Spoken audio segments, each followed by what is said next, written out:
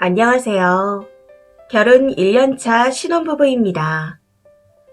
저희 시댁은 증조 할아버지, 증조 할머니, 할아버지, 할머니 이렇게 제사가 4번이고 명절까지 포함하면 총 6번입니다. 증조 부모님과 할아버지는 시어머니께서도 한 번 뵌 적 없는 돌아가신 지 오래된 분들이고 할머니는 남편이 성인이 될 때까지 한 집에서 같이 사셨다 했습니다. 제가 결혼을 하고 난 후 첫 제사가 할머니 제사였고 주말이라 점심때부터 갔었습니다. 당시 시댁에 도착해서 시부모님과 함께 점심과 저녁을 먹고 제사까지 지내고 왔었죠. 올해부터는 8시에 지내기로 해서 9시쯤 집에 돌아왔던 것 같습니다. 사실 저는 음식 같은 걸 돕지는 않았었고 그냥 제기와 상을 꺼내서 닦고 음식을 나르는 정도로만 도왔었습니다. 명절에는 명절 전날에 가서 남편과 같이 전을 부쳤고 저녁까지 먹고 가라고 하시는 거 음식만 하고 집으로 돌아왔습니다. 그리고 다음날 아침 7시까지 가서 차례를 지냈었죠. 이날도 할머님 제사 때처럼 그냥 조금 돕는 정도로만 일을 했었고 점심 전에 시댁에서 나와 친정으로 갔습니다. 그런데 이번에 시댁 증조 할머니의 제사가 다가온다는데 남편이 야근을 꼭 해야 하는 날이라 저한테 먼저 가 있으라고 하더라고요. 제사가 끝날 때쯤 데리러 올 테니 먼저 가서 제사를 지내고 시부모님이랑 저녁도 먹고 있으라고 하면서요. 남편의 말을 듣고 나 혼자 가기는 싫다. 마치고 같이 가자. 하고 말했는데 가서 일을 하라는 것도 아닌데 왜 그러냐. 며느리가 빠지는 게 말이 되냐? 하고 조금 짜증을 내며 말하는 겁니다. 너무 어이가 없어. 그럼 손자가 빠지는 건 말이 되냐? 하고 물었더니 나는 일 때문에 못 가는 건데 너는 퇴근 후에 집에 있으면서 안 가는 게 말이 되냐고 하면서 화를 내더라고요. 참고로 저희 부부는 맞벌이 중이고 결혼 당시 친정에서 지원을 더 많이 해주셨습니다. 집안 차이가 좀 많이 나는 편이거든요. 솔직히 말씀드리면 제 친구 중에서 저한테 남편하고 결혼을 왜 하냐고 물어본 친구들도 있었습니다. 집안 차이가 많이 나서 아깝다며 비슷한 부잣집 남자를 만나라고 한 애들도 있을 정도로 차이가 나는 편이에요. 저희 부모님께서는 자식들이 사랑하는 사람과 결혼하길 원하신다며 돈 걱정은 하지 말아라 하시면서 지원을 많이 해주셨습니다.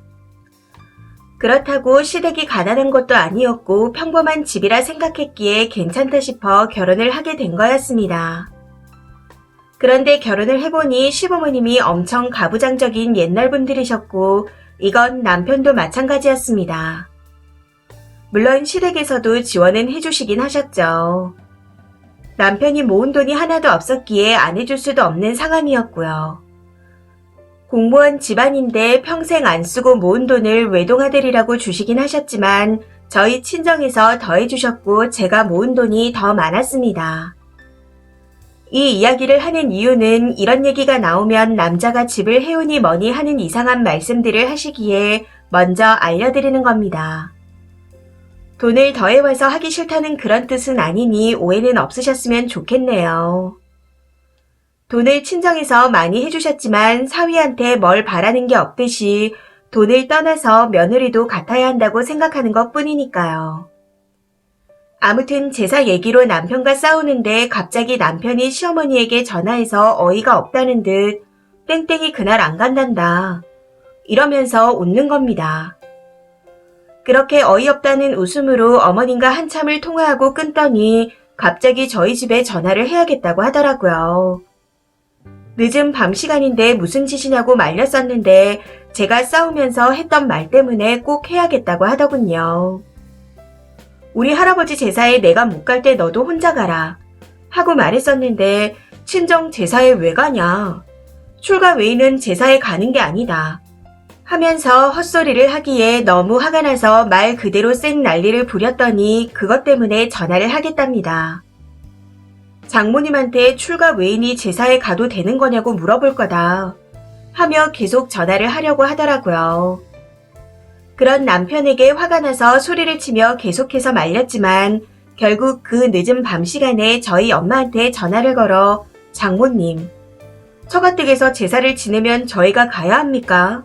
하고 물어보는 겁니다.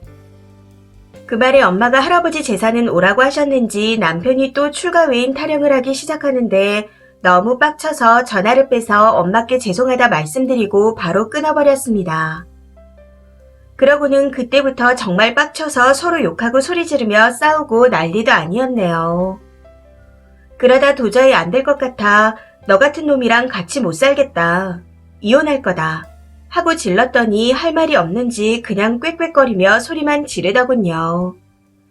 당장 이 집에서 나가고 여기에서 네가 살 거면 내가 결혼 비용으로 낸 거 다 가져와라. 하고 같이 소리를 지르며 난리를 치고 현재까지 냉전 중입니다. 지금 이런 상황인데 누가 더 이상한가요? 시댁 제사에 혼자 가라고 한 부분도 화가 났지만 그래, 그런 일이 생기면 나도 처가댁 제사에 혼자 갈 거다. 하고 말했다면 거짓말인 걸 알면서도 이렇게까지 화가 나진 않았을 겁니다. 그렇다고 제가 제사를 안 가겠다고 한 것도 아니고 늦은 시간이라도 같이 가자고 한 거였는데 저런 식으로 나오니 너무 화가 납니다. 거기다 출가 외인이란 단어까지 듣고 나니 너무 열받네요. 그딴 생각으로 친정 엄마한테 전화까지 한 걸 보니 장모님이 어려운 줄도 모르는 미친놈 같아서 도저히 못 참겠습니다. 며느리인데 시댁 제사에 혼자 안 가겠다고 한 제가 정말 이상한 건가요? 아무리 생각해도 미친놈인 것 같고 화가 나서 도저히 같이 못 살 것 같습니다. 댓글입니다. 첫 번째, 장모님 어려운 줄 모르고 전화를 걸어요. 어디 저런 미친놈이 다 있죠. 친정엄마 모욕까지 준 멍멍이 쓰레기놈이랑 더 살 거 아니죠. 아니 쓰니는 어디서 저런 걸 만나서 밤늦은 시간에 엄마가 저 따위 전화를 받게 만드나요.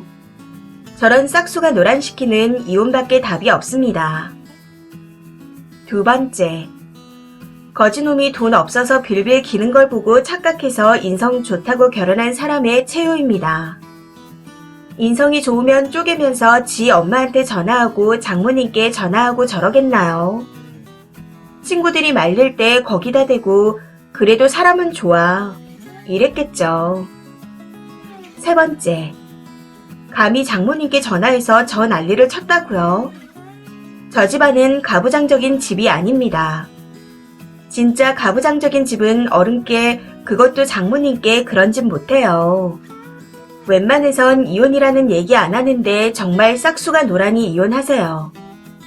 보통은 부인을 생각해서 와이프도 야근이라고 둘러대지 지 엄마한테 꼰지르지 않습니다.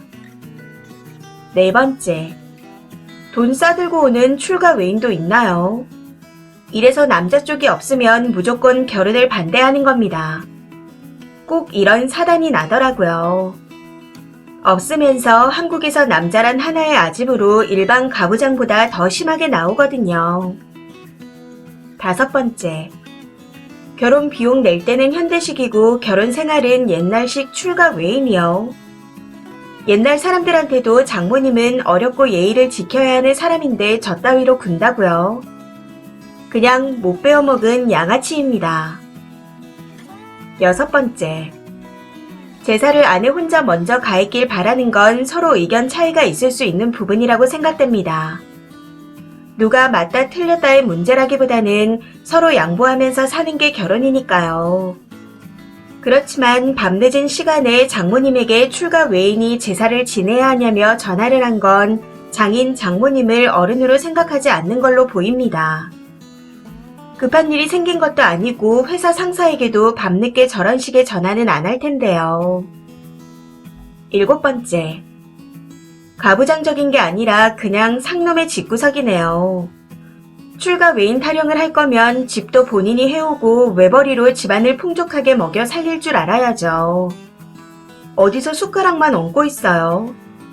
그것도 밤에 장모님한테 전화해서 출가 외인이 처가의 제사에 가야 되냐고요. 그냥 미친놈인가? 이 사연은 여기까지입니다. 시청해주셔서 감사합니다.